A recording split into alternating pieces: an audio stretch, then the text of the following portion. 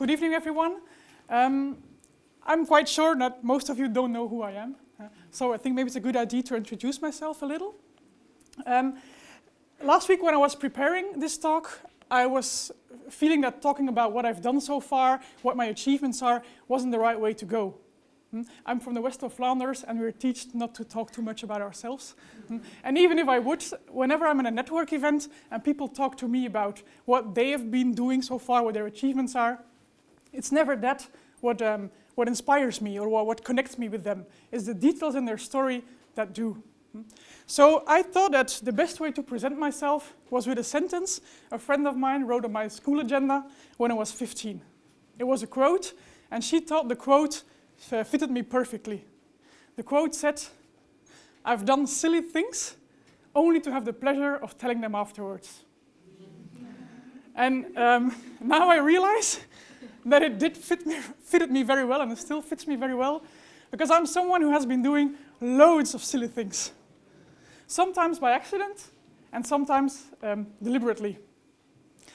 I'm not a rebel, even if teachers did turn their eyes sometimes, like, what's she doing? And my boyfriend still does today, turn his eyes sometimes.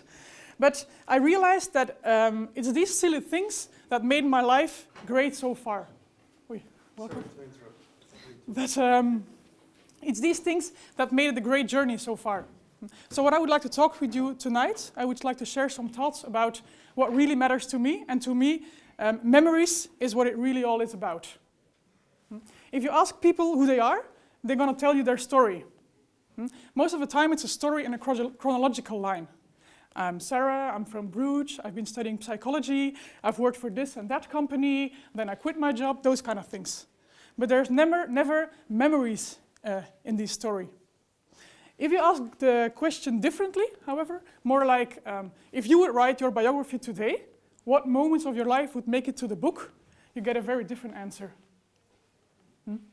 And that's when I wanted to find out more about memories. I was wondering, what makes a memory memorable? Are there fixed or recurrent ingredients in these memories? Or if I go back to the biography, what percentage of your life would be in the biography? Or in other words, what percentage of your life is memorable? And a couple of weeks ago, I read an article that said lasting memories are formed when you do something out of the ordinary. And it continued and said, our childhood seems so long because we're learning and experiencing new things all the time.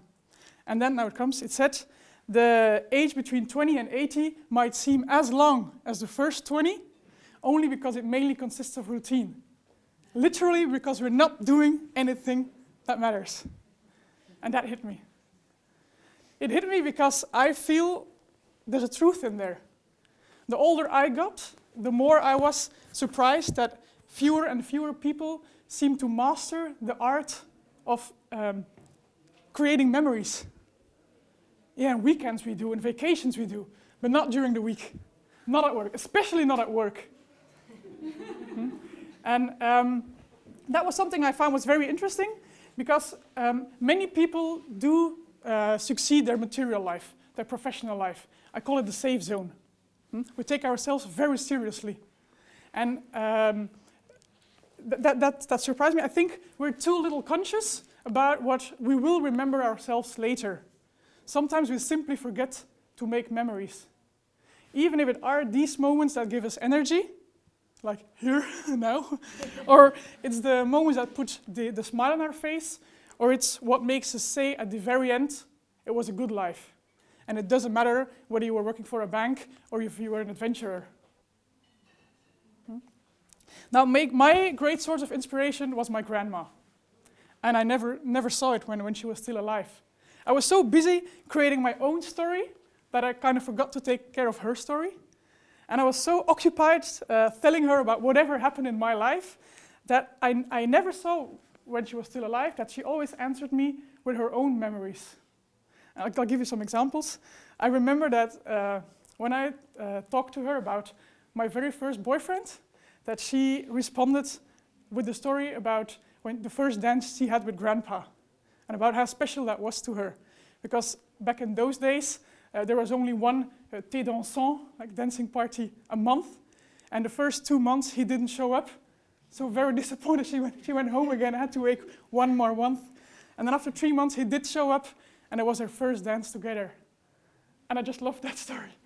And there was another moment when I was putting self-tanner on, and she told me that when she was a girl, or a young woman, that she went onto the field with her friends. They stole chicory, they made it wet, and they rubbed it on their legs because it makes your legs brown, and that's how they impressed the boys.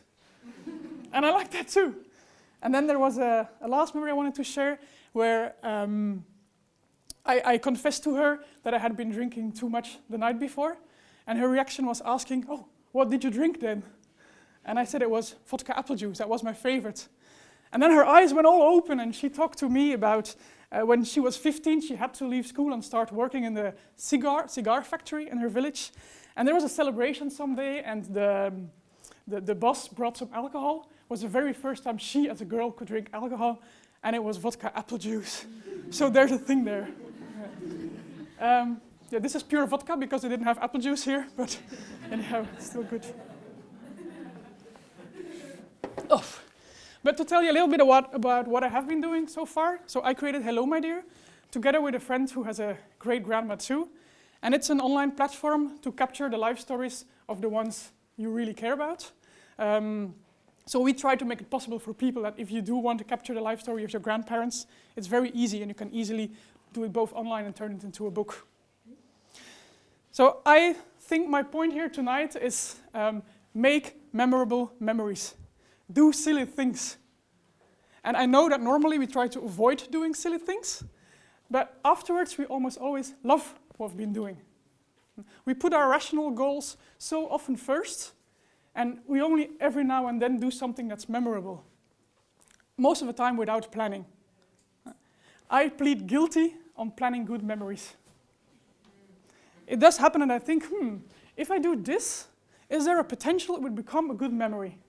And then there's this voice in my head that goes, maybe, but you'll have to go so far out of your comfort zone. Or, what will people say? Or the best one, are you not too old for this? Maybe I am, but I realize that the harder it is to force myself to do it, the more likely it is it will turn into a great memory. So to conclude, I think for me, life is about collecting memories. It's about collecting memorable memories and not to forget it, not to forget to make them. So one last example, I have 2 minutes left. We were too early in Antwerp today, so we went for a drink in a bar. And then we said, what about if we buy some drinks to a random table here in the bar? Not the most attractive people or the youngest people, but a table that would not see why we paid them drinks. So I asked for the waiter, and then the waiter brought the drinks, and the face on the look of the people when they got their drinks was like, and I was like, So as my friend wrote on my agenda more than 15 years ago, I've done silly things only to have the pleasure of sharing them with you afterwards. Thank you very much.